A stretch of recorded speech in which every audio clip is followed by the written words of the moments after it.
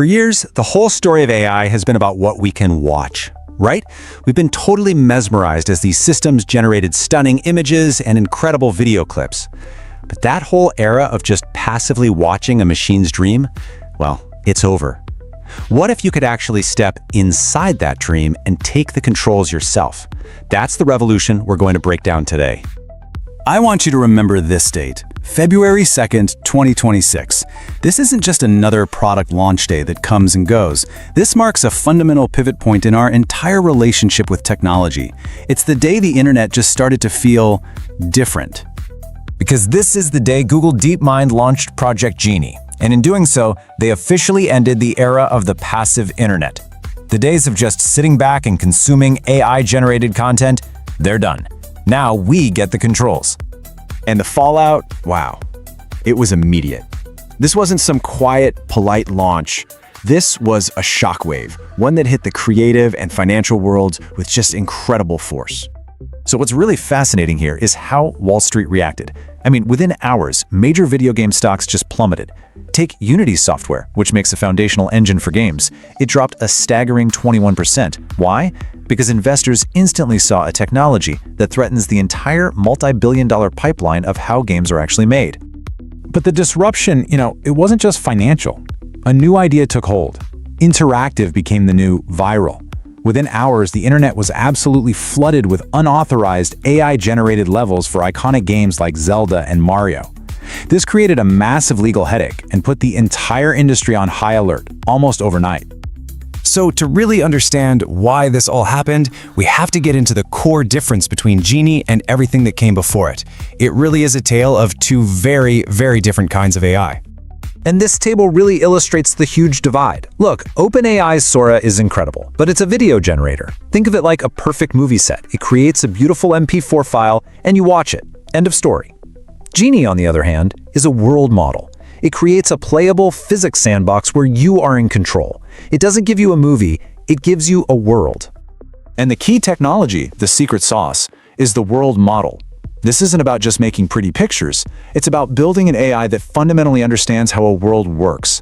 It actually grasps cause and effect, and it can predict what's going to happen next, not from a script, but from understanding the basic rules of its own simulated reality. The magic behind this comes from a totally different approach.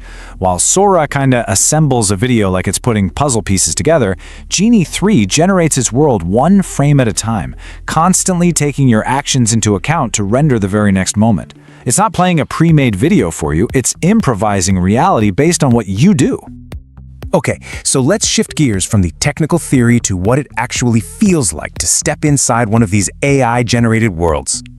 Google calls the whole process world sketching, and it's almost shockingly simple.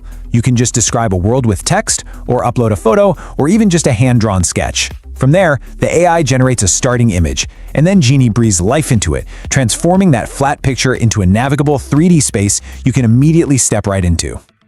And the experience is incredibly fluid. Genie is generating these worlds at 24 frames per second. That's the same standard as film, which is the absolute key to making it feel like a responsive, real game, and not just some clunky tech demo. The output is rendered at 720p. Now that's not 4K, I get it, but it's high-definition quality. It's more than enough for a totally immersive world, especially when you stop and remember it's being invented from scratch, 24 times every single second. This is where it gets truly mind-bending. Genie wasn't taught physics from a textbook. It learned how the world works by watching hundreds of thousands of hours of video. This emergent physics means it just knows how gravity should work. You can also prompt changes while you're playing. Just type, make it start raining, and the weather will shift. And the world actually remembers. Changes you make will persist, giving it a real sense of place. So let's connect all this magic back to that market panic we saw at the very beginning.